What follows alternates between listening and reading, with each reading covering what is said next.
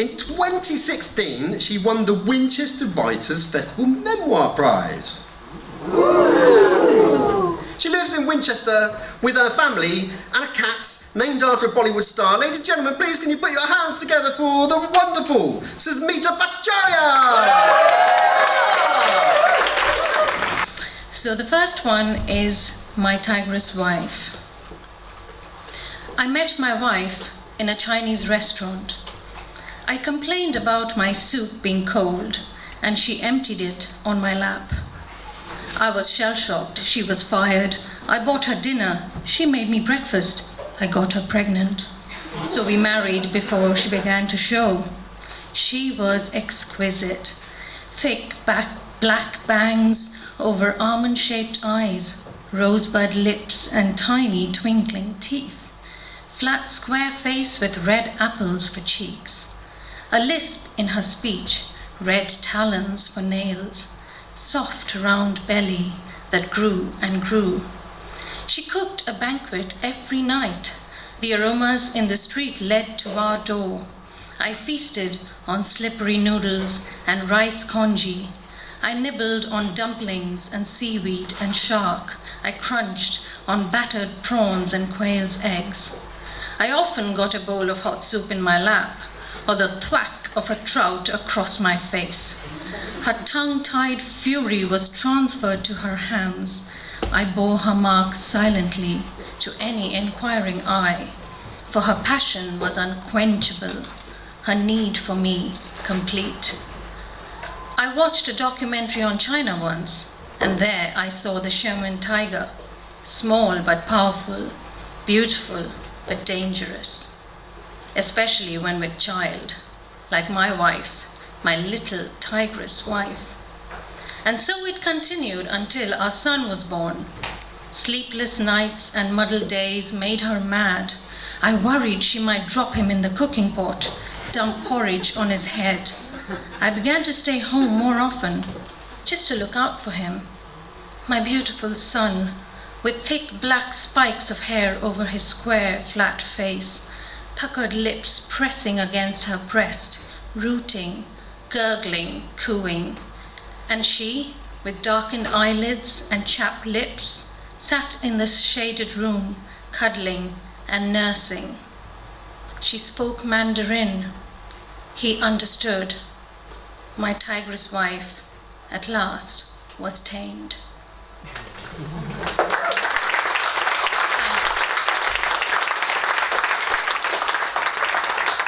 And the second one is inspired from the partitioning of India and Pakistan, and there was so much on the news that it inspired me to write this story.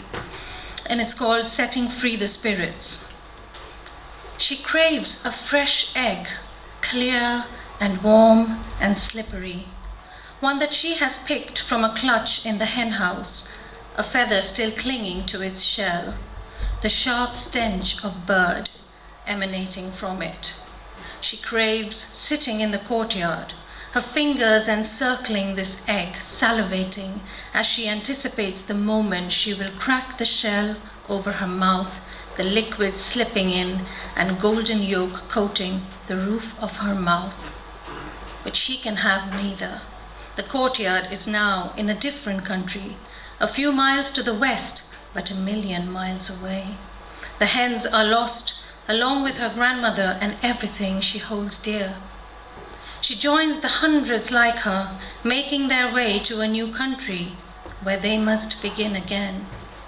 And on the way, she loses the things she carried along with her: her trinket box, her embroidered handkerchief, her silver necklace, and the ribbon in her braid. She hopes that one day she can follow the trail back and, like in the fairy tale, find her house studded with almonds, shakalpadi, and pomegranates, welcoming her back into its familiar embrace. At night, when the blackness pins her down to the bed, she imagines herself on that train. She is crushed in that tiny space, the smell of sweat and urine and fear gagging her. She has to crouch and squeeze her body into the crevice under the seat so that when they come to butcher them, she may have a chance of escape. And always she sees the glint of the sword making its way to her throat. But before the scream escapes from her lips, another scream stops her. It goes on until, and she knows this is how it is, her father shakes her mother out of her nightmare, where she too is on that train, fearing for the worst, her daughter's hair braid in her steely grip. She loves the crunch of the sand under her feet, feels brave to dip her toes in the warm sea and eat roasted peanuts. She learns to adjust to closed spaces, to sleep through the night. She learns to keep the past hidden in the twists and bends of her memories. She writes poetry, paints pictures of sunshine, rivers, and cracked earth, finds love, has children. She knows she will never return. Decades later, on another continent, she will open those rusty doors into the past. She will wonder why people are talking about her journey, her loss, when at that time nobody cared. She will speak of it to her grandchildren and watch on television the village that she had left. She will recognize the village well, where they had washed, and they will cry together.